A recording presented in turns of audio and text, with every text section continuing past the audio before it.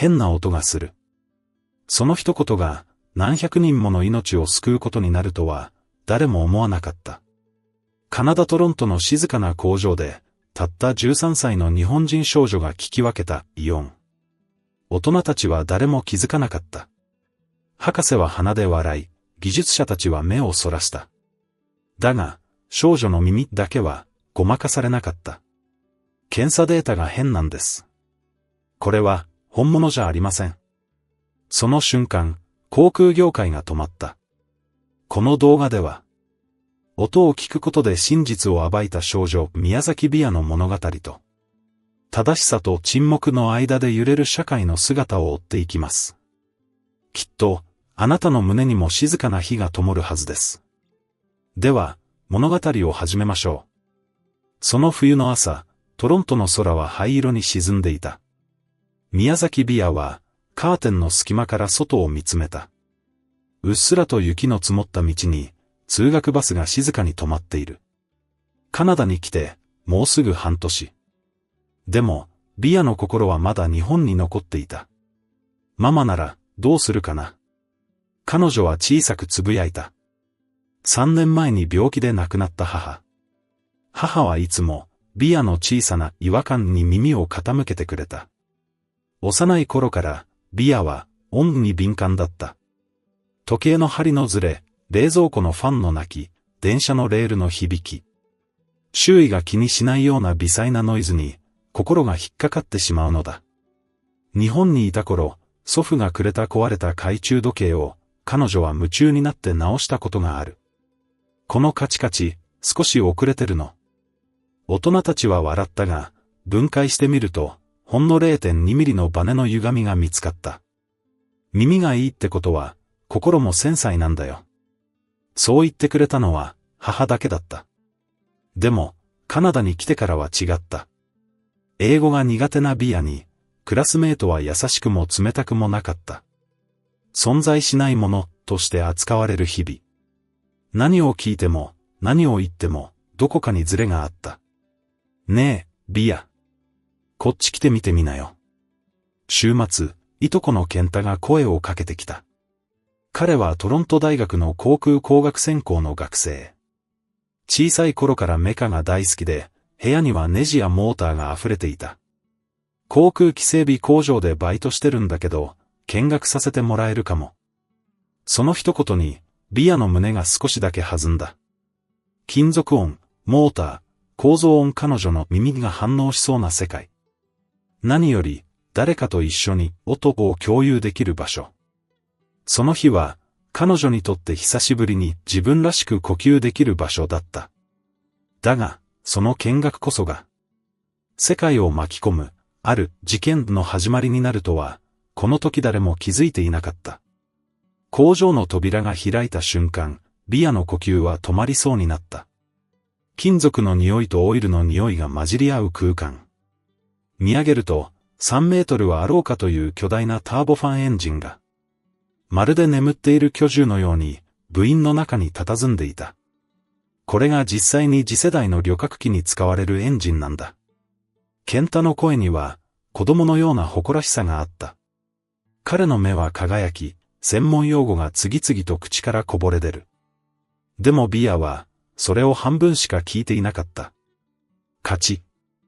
機械音でもなく、人の声でもない、かすかな異音。それは、彼女にしか届かない振動の囁きだった。エンジンの外殻に近づくと、まるで遠くで時計が狂って動いているようなリズムの乱れが聞こえる。カスカスという乾いた音。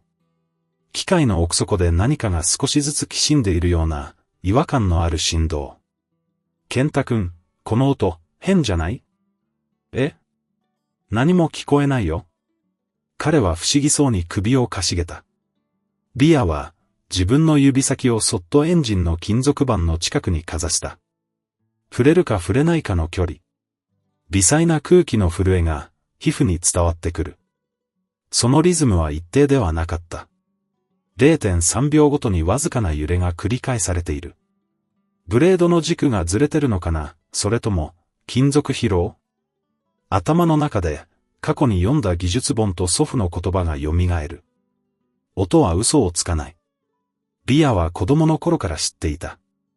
壊れる前の時計も、部品の金属疲労も、みんな音で訴えてくる。ほんの小さなノイズが、大きな事故の前兆であることもある。だが、ここは遊び場ではない。このエンジンが使われるのは、本物の空。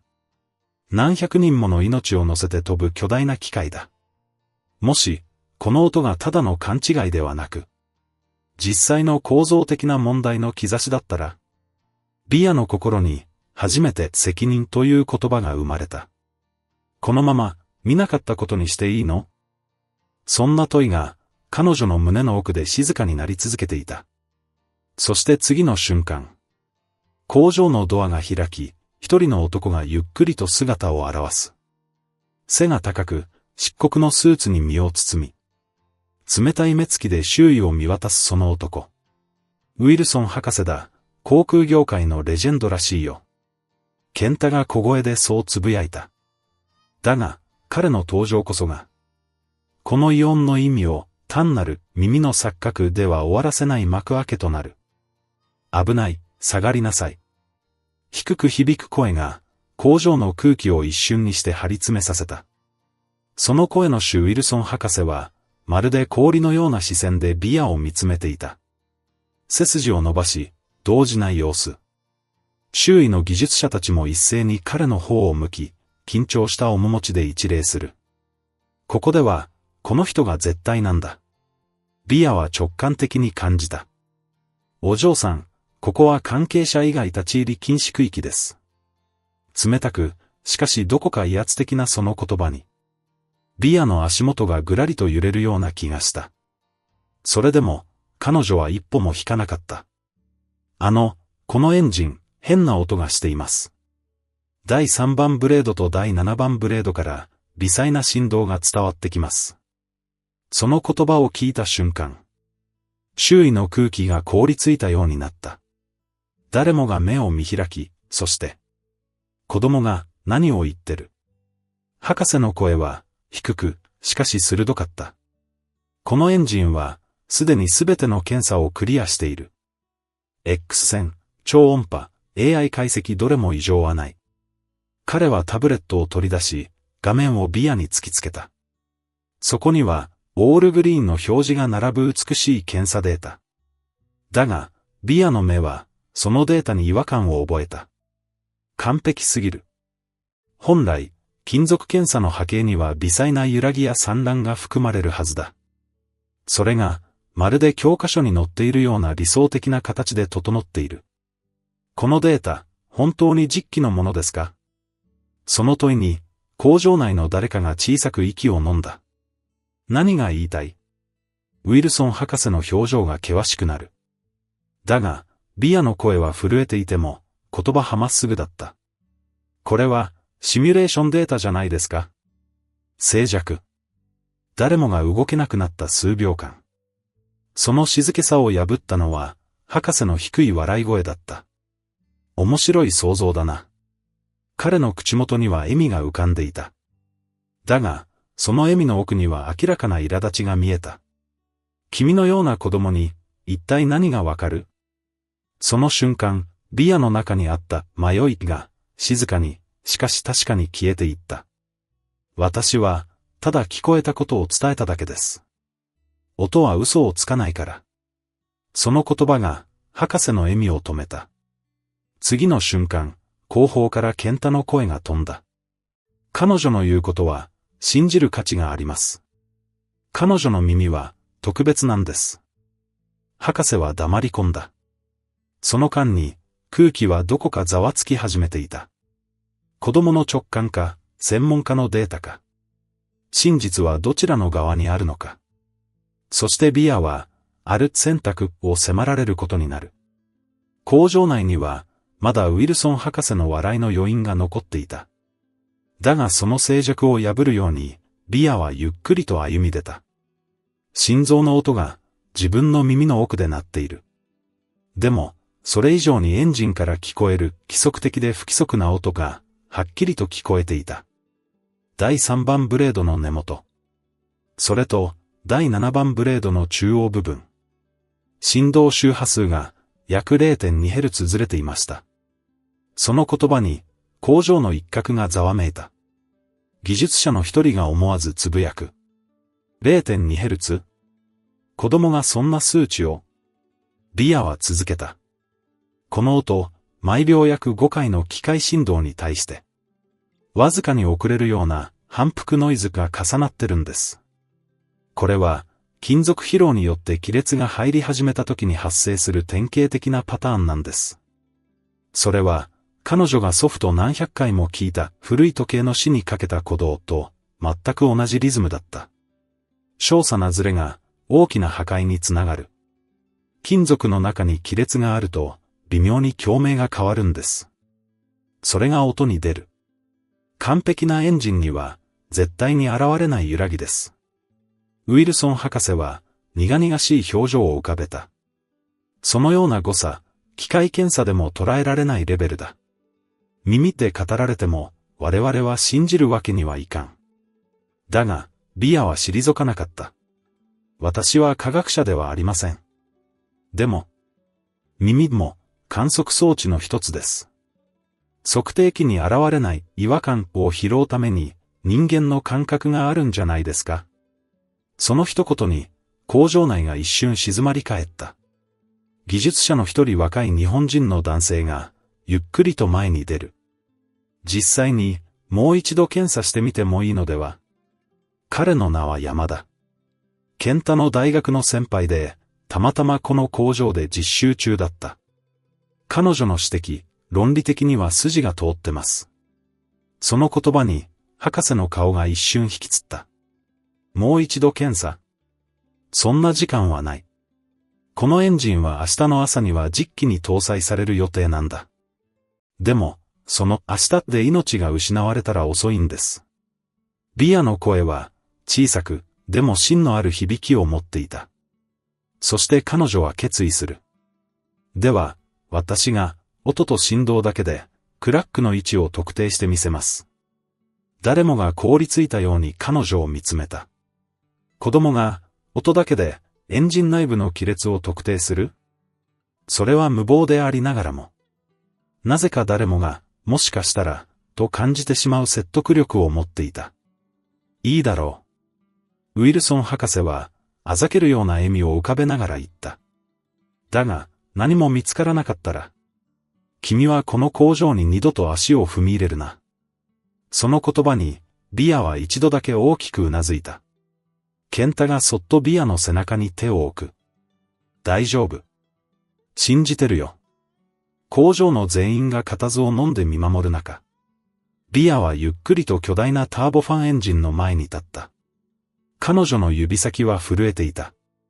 でも、心は不思議なほど静かだった。ママ、私、間違ってないよね。目を閉じて、手をそっと金属の外角へ。触れるか触れないかの距離で、指先をゆっくり滑らせる。その瞬間、かすかな振動が、皮膚を通して心に届いた。ここです。彼女は、エンジンの第3番ブレードの根元を指さした。長さ約2センチメートル、深さ 0.3 ミリメートルのヘアラインクラックがあると思います。誰かが、息を飲んだ。さらに、第7番ブレードの中央部にも、似たパターンの亀裂があるはずです。工場にざわめきが走った。そんな、位置と大きさまで。驚きを隠せない若い技術者たち。ウィルソン博士の顔から血の気が引いていた。バカバカしい。根拠のない妄想だ。彼は叫んだ。だが、その声にはどこか焦りが混じっていた。その時、検査データを確認してみましょう。静かに前に出たのは山田だった。博士、もし本当に問題があるのなら、見過ごすわけにはいきません。やめろ、山田君。主任技術者としてアクセス権はあります。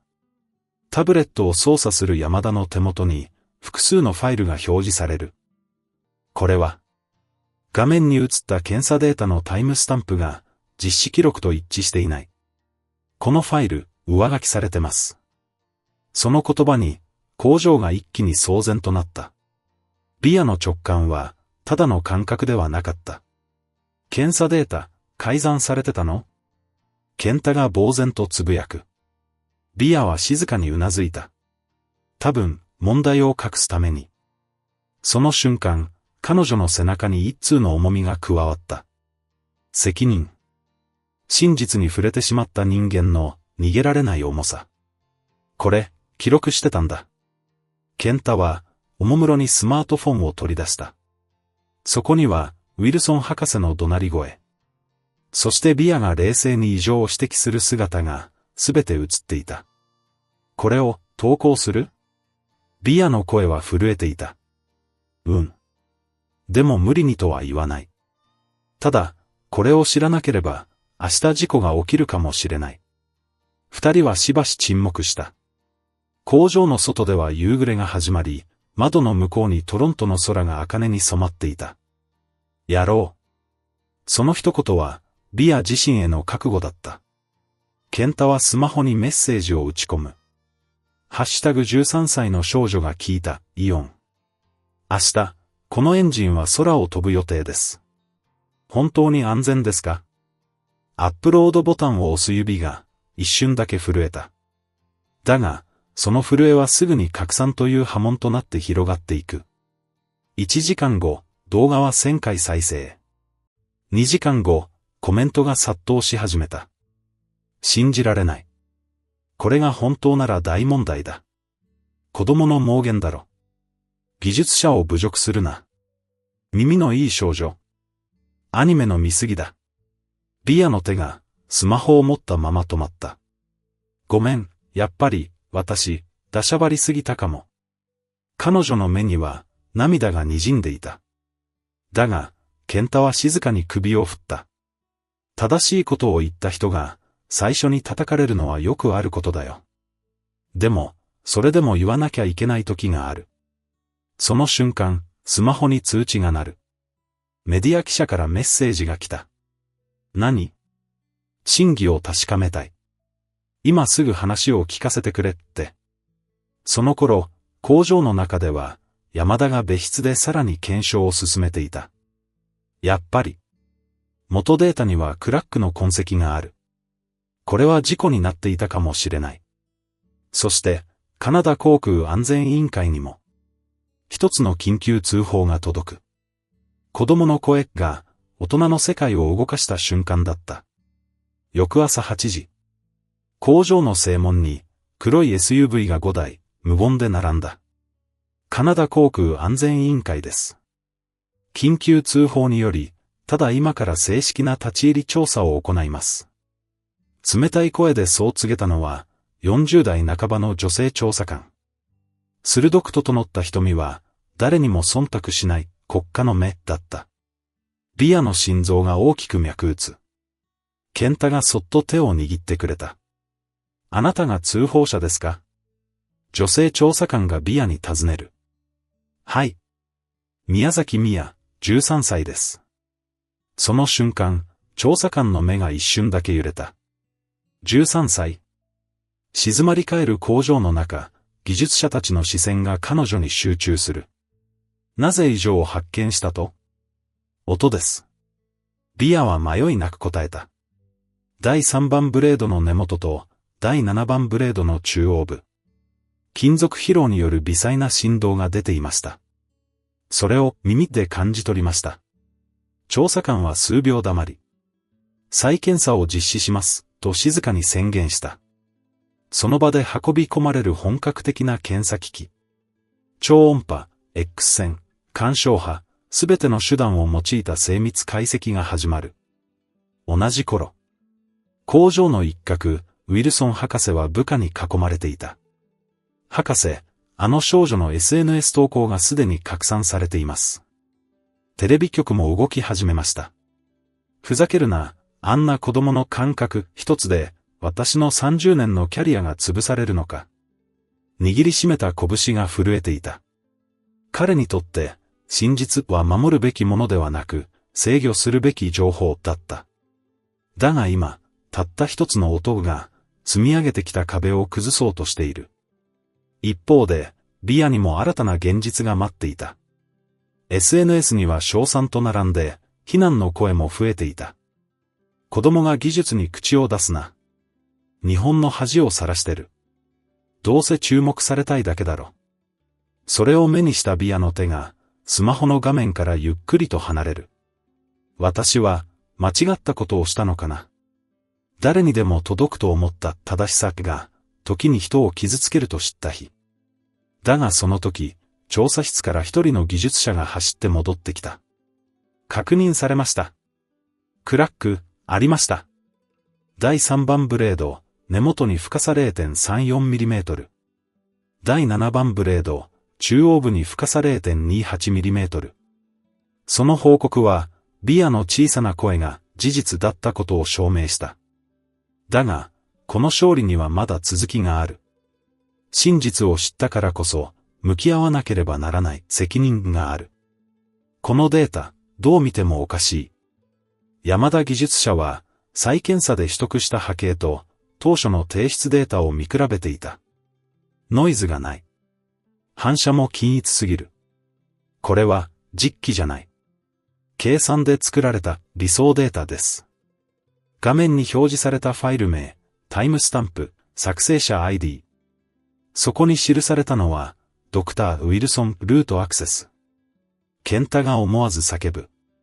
やっぱり、博士が自分でデータを変えたのか。周囲の技術者たちが顔を見合わせる。どうしてこんなことを。ビアはただ一言、つぶやいた。その時、調査官がウィルソン博士のもとへと歩み寄った。博士、これはあなたの ID で改ざんされた記録です。説明をお願いします。しばし沈黙の後。全部、私がやった。ウィルソン博士は、重く口を開いた。開発には資金がかかる。納期が迫り、会社は、完璧な結果を要求した。でも、命がかかっていたんです。ビアの声が震える。博士はビアの方を見た。その目にあったのは、怒りでも憎しみでもなく、疲れ切った、そしてどこか寂しげな光。君のような子供には、わからんだろう。大人の世界は、理想と現実の狭間で成り立っている。だが、ビアは首を振った。私は、まだ13歳です。でも、名より大事なものなんてないってことだけは、わかります。彼女のその言葉は、静かに、しかし確かに工場全体を貫いた。調査官が再び言う。ドクター・ウィルソン、あなたは検査結果の改ざん及び虚偽報告の容疑で、正式に捜査対象となります。博士は肩を落とし、抵抗することなくうなずいた。その姿を見て、ビアの胸に複雑な感情が渦巻く。彼は、悪人だったのか。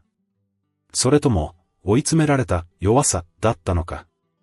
それでも彼の選択が、多くの命を危険にさらしたことは変わらない。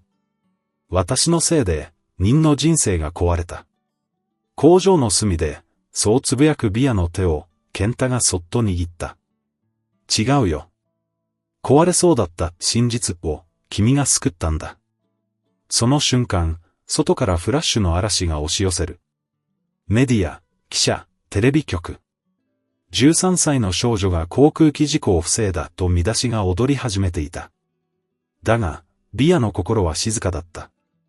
有名になりたかったわけじゃない。ただ、聞こえたものを伝えただけだった。カナダの奇跡13歳の少女が航空ごとくを未然に防ぐ。日本人の耳が世界を救った。新たな才能か、それとも行き過ぎた干渉か。ビアの名は、翌朝の新聞テレビネットに溢れていた。だが、彼女の心は晴れなかった。コメント欄には、温かい言葉が並ぶ一方で。子供が出しゃばるな。英雄気取りか。これで調子に乗るなよ。そんな言葉たちも、容赦なく彼女のもとへ届いていた。インタビューでカメラを向けられても、ビアは言葉を選んだ。私は、誰かを責めたかったわけじゃありません。ただ、あのエンジンから聞こえる音がおかしかったんです。それだけです。だが、ある記者はしつこく食い下がる。なぜそんなに正義感が強いんですか？ご両親の教育ですか？それとも日本的な価値観ですか？その質問に、ビアはしばらく黙ってから小さく笑った。正義とか大きなことは考えてませんでした。でも、音が悲鳴のように聞こえたんです。もし、あれを見過ごしてたら、きっと後悔してた。そしてこう続けた。耳は私にしか与えられていないもの。だからこそ、使わなきゃって思ったんです。そのインタビュー映像は、多くの日本人の胸を打った。ある高齢の視聴者はテレビを見ながら、ぽつりとつぶやいた。昔の日本人は、みんなそうだった。